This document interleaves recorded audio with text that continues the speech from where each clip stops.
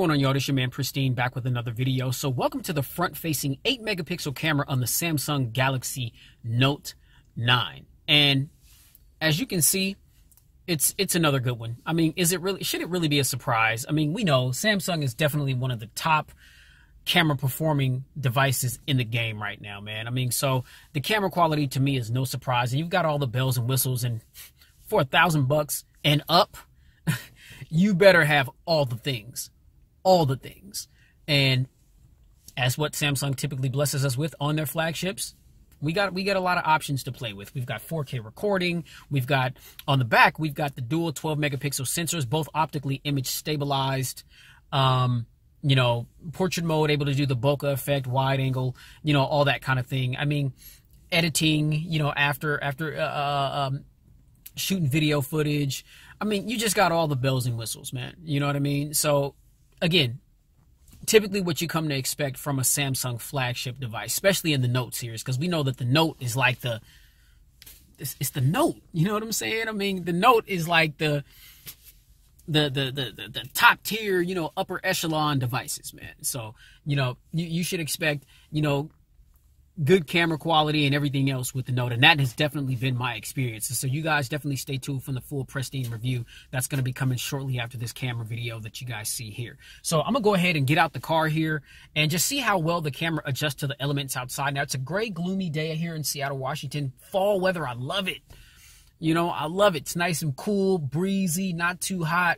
Get all that summer weather out of here, man. It's football season, man. It's gridiron season, man. You know what I'm saying?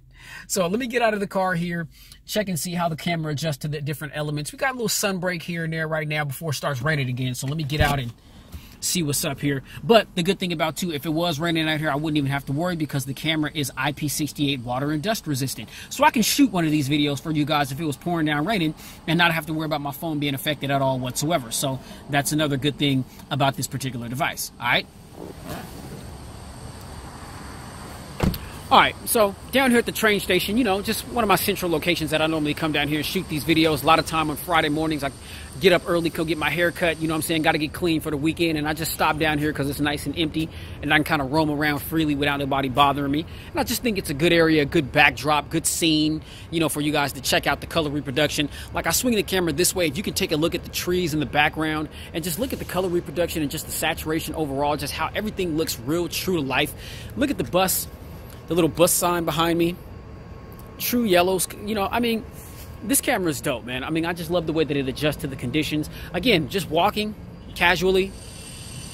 The phone does have optical image stabilization. I mean, so there should not be a lot of shakiness going on at all whatsoever. Now, I am recording with the front-facing camera, so you may experience a little bit, you know, of shakiness, but I know on the back, when you turn it around to those dual 12 megapixel sensors, then both those camera lenses are optical image stabilized, so you will not experience any shakiness at all whatsoever. It doesn't really matter what you're doing, and that's a really cool feature to have. All right, so let me know what you guys think of the 8 megapixel sensor on the Samsung Galaxy Note 9. We're gonna flip the camera around and we're gonna test those dual 12 megapixel sensors on the back, and tell me what you guys think about those. All right? All right.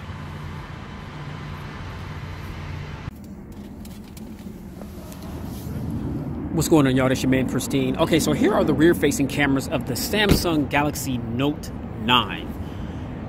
Now, as I mentioned when I was showing you guys the sample of the front-facing 8 megapixel shooter, we've got dual 12 megapixel lens cameras on the back of the Galaxy Note 9. One is a 12 megapixel primary camera and the other one is a 12 megapixel telephoto lens. Both lenses are optically image stabilized. I mean, so you're looking for some crisp, clean movement if you're moving around with the camera while you're recording. And you've got just about every bell and whistle that you can think about. I mean, this camera is a smart, intelligent camera, and so you do have AI functionality where the camera is able to recognize different scenes and basically adjust the coloring depending on whatever it is that it's looking at to make sure that you get the best, most accurate colors possible from whatever it is that you're taking an image of. So, again, I mean, that's nothing new. I mean, we've seen that on other devices, but it's done really well here on the Samsung Galaxy Note 9. And there's a bunch of different things that you can tweak and customize You can customize the blur in the background, you know, when you're taking bokeh effect pictures for live photos or live images. You are also able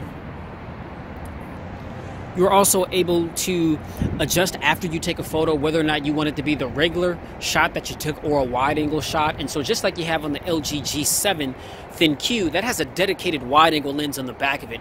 Well, although the Note 9 doesn't have a dedicated wide angle lens, it's still pretty amazing that after you take a photograph that it gives you the option after the photo's been taken to save the picture how you took it or to change it to a wide angle situation. And it gets, you know, when you hit that wide angle option, I mean, it looks just as though you're using a dedicated wide angle lens. I mean, so that's a pretty cool feature as well. And then you've got a bunch of different filters and things that you can customize. You can shoot in 4K video.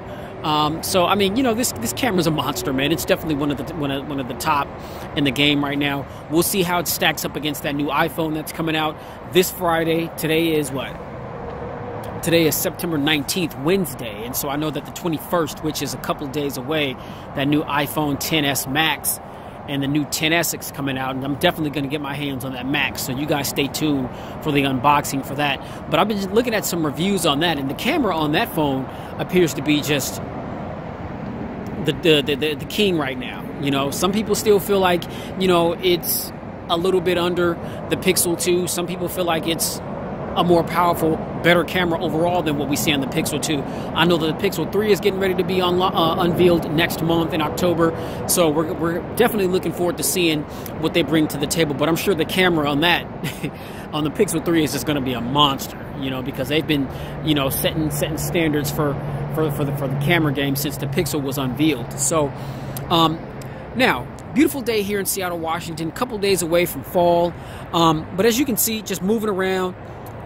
Just gonna go ahead and step off this ledge here and just walk around normally as I typically would.